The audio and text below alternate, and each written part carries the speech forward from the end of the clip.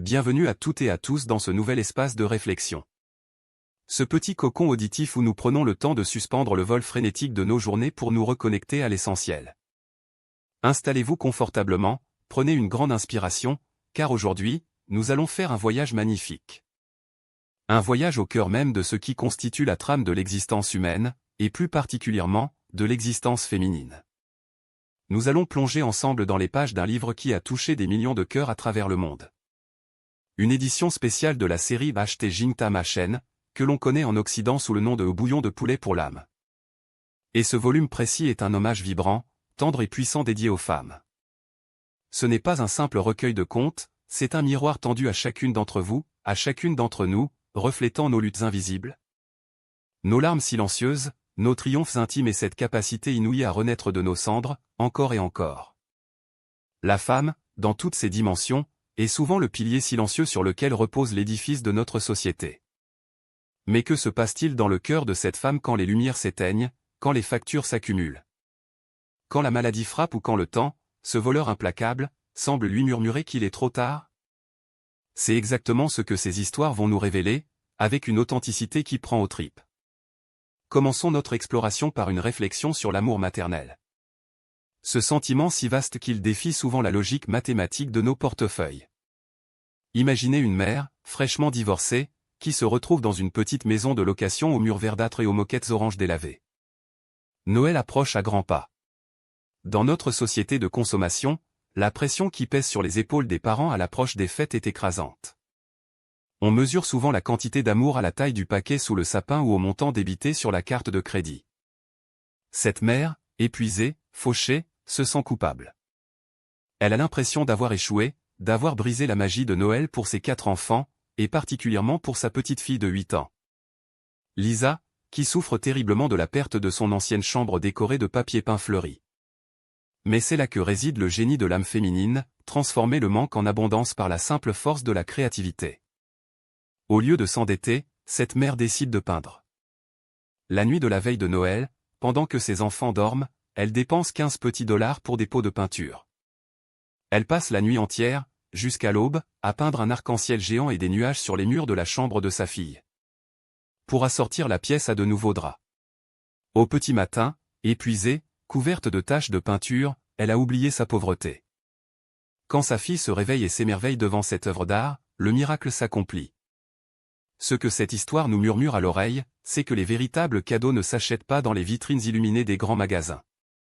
Ils se forgent dans les nuits blanches, dans la sueur, dans l'effort physique et mental que l'on déploie pour ramener le sourire sur le visage d'un enfant. Des années plus tard, alors que la situation financière de cette famille s'est grandement améliorée. Ce n'est pas des Noëls opulents dont les enfants se souviennent, mais bien de ce Noël de disette, illuminé par un arc-en-ciel peint à la main. C'est une leçon d'humilité et de puissance, la valeur d'une mère ne se mesure pas à son compte en banque, mais à la couleur qu'elle est capable de mettre dans le ciel gris de ses enfants. Cette capacité à créer de la lumière au milieu des ténèbres nous amène naturellement vers une autre histoire du livre. Une histoire qui nous transporte bien loin du confort de nos maisons modernes, jusque dans la chaleur étouffante et la misère de Shanghai. À l'aube de la Seconde Guerre mondiale. Imaginez des milliers de réfugiés juifs fuyant l'Europe nazie, échoués dans une ville étrangère, sans nationalité, sans argent, vivant dans des conditions d'une précarité effroyable. Parmi eux, une petite fille de 11 ans et une femme d'âge mûr, Madame Rosa Goldberg. Dans ce ghetto où la peur de demain ronge les esprits, où la chaleur de l'été est insupportable et où les nouvelles de la guerre sont terrifiantes. Madame Goldberg aurait eu toutes les raisons de sombrer dans le désespoir. Pourtant, chaque matin, elle s'assoit sur son tabouret à 3 pieds, au milieu des détritus, et affiche un sourire radieux. Et chaque matin, elle attrape la petite fille par le bras et lui délivre un message qui résonne comme un mantra sacré. Une philosophie de vie absolue, va dehors et crée un miracle pour aujourd'hui. Le bon Dieu est occupé, il ne peut pas le faire pour toi. Quelle phrase extraordinaire! Prenez un instant pour en savourer la profondeur.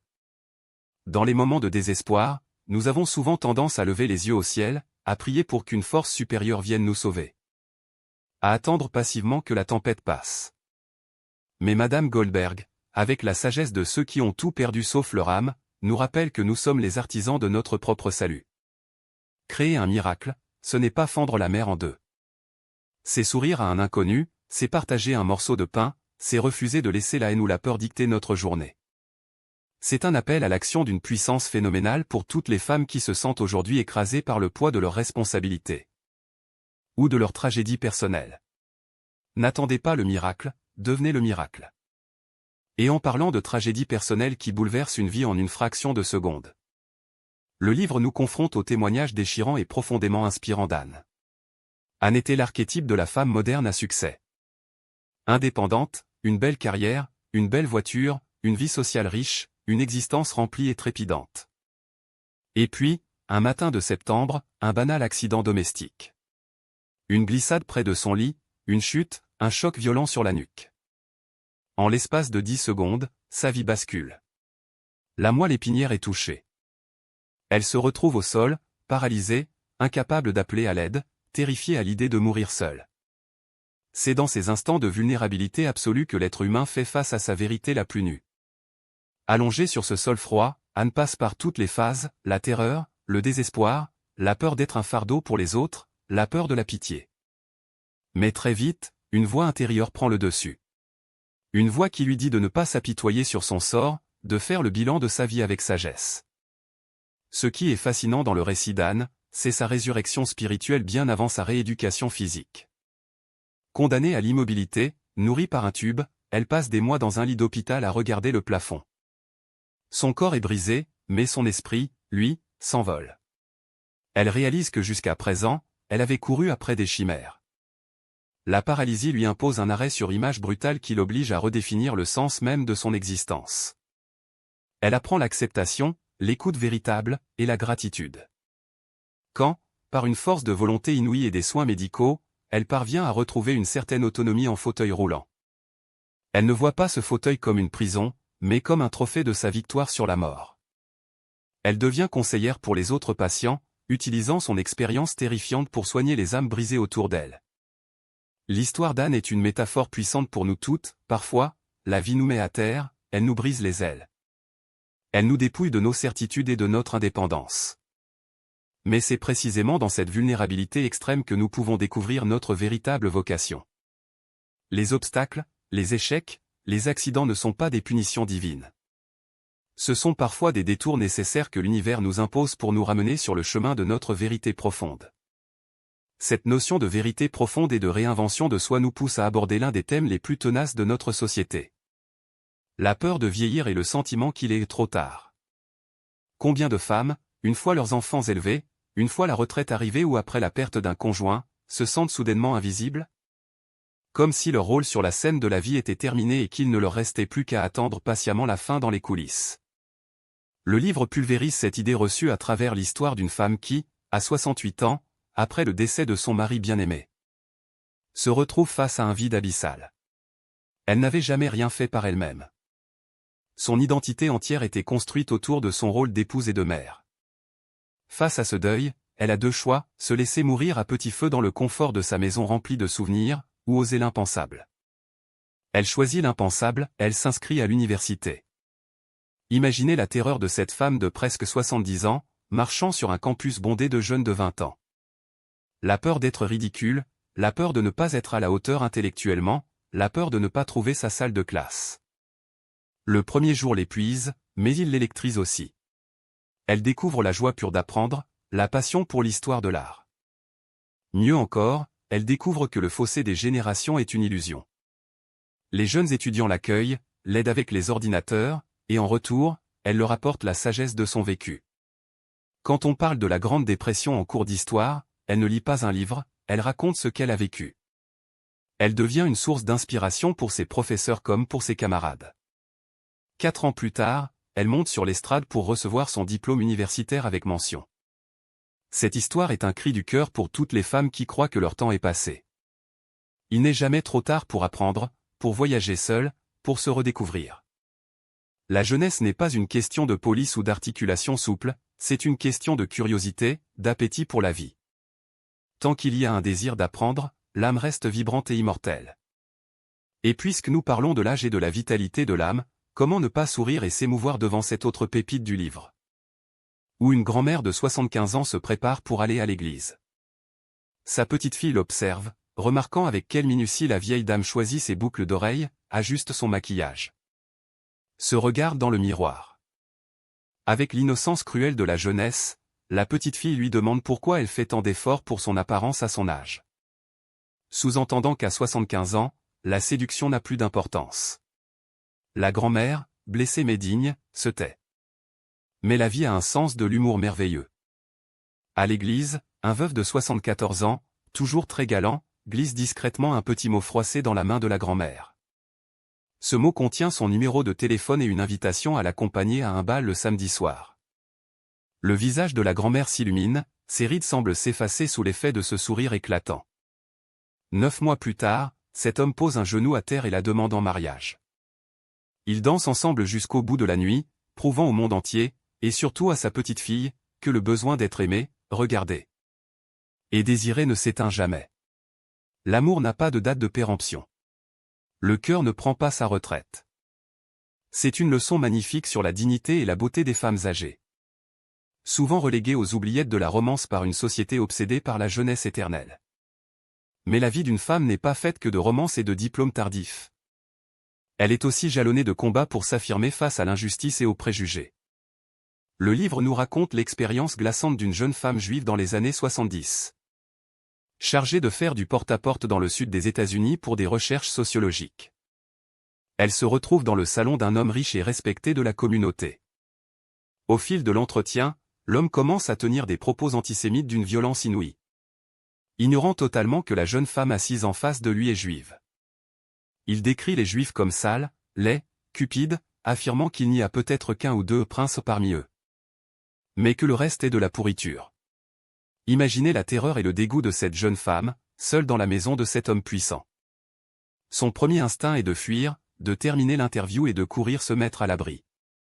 Mais au moment de franchir la porte, une force indicible s'empare d'elle. Elle refuse de partir en laissant cet homme dans son ignorance arrogante. Elle se retourne, le regarde droit dans les yeux et lui dit calmement « Monsieur, je suis juive ». L'homme, stupéfait, tente de se rattraper en balbutiant qu'elle doit faire partie des princes ou des princesses dont il parlait. Mais elle le foudroie avec une dignité royale, « Non monsieur. Je suis juste une personne ordinaire, tout comme vous. » L'homme baisse les yeux et s'excuse. Ce moment de bravoure est essentiel. Il nous rappelle que le silence face à l'intolérance est une forme de complicité. En tant que femme, nous sommes souvent éduqués à être polis, à ne pas faire de vagues, à éviter les conflits à tout prix. Mais il y a des moments dans la vie où notre identité, nos valeurs et notre dignité exigent que nous nous tenions droite et que nous disions la vérité, même si notre voix tremble.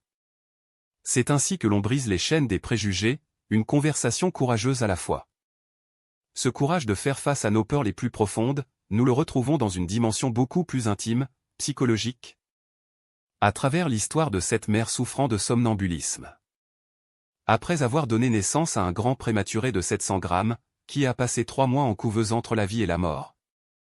Cette mère est ramenée à la maison avec son bébé. Exténuée par les nuits sans sommeil, jonglant avec ses autres enfants, elle développe un trouble terrifiant, chaque nuit, elle se lève en dormant. Fuyant une présence maléfique, une ombre noire qu'elle sent rôder autour de son lit. Elle est épuisée, au bord de la dépression nerveuse. Un psychologue lui donne alors un conseil qui va tout changer, la prochaine fois que vous rêvez de ce monstre, ne fuyez pas. Retournez-vous et affrontez-le. La nuit suivante, dans son cauchemar, la figure sombre apparaît près du berceau de son bébé. C'est l'allégorie de la mort, la faucheuse en personne. Tremblante mais déterminée, la mère demande au monstre « Vas-tu emmener mon fils ?» Et le monstre secoue la tête pour dire non. À partir de cette nuit-là, les cauchemars s'arrêtent. Cette histoire est d'une puissance métaphorique incroyable. Combien de femmes, de mères, portent en elles des angoisses inavouables? La peur de perdre un enfant, la peur de ne pas être à la hauteur, la peur de la maladie, de l'abandon. Nous passons notre temps à fuir ces ombres, à les enfouir sous des tonnes de travail, de ménage, d'épuisement. Mais la seule façon de vaincre ces monstres invisibles, c'est de faire volte-face. De les regarder dans les yeux et de s'approprier notre propre force intérieure. La maternité est un champ de bataille émotionnel où la femme doit constamment affronter ses propres démons pour protéger la lumière de ses enfants. Et parfois, cette lumière, il faut savoir la reconnaître même quand elle se présente sous un emballage modeste.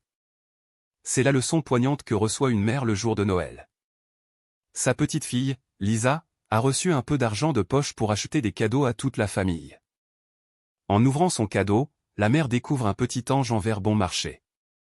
Quelques instants plus tard, elle réalise que Lisa a dépensé beaucoup plus d'argent pour acheter un os en plastique au chien de la famille. Une jalousie mesquine, irrationnelle, envahit la mère.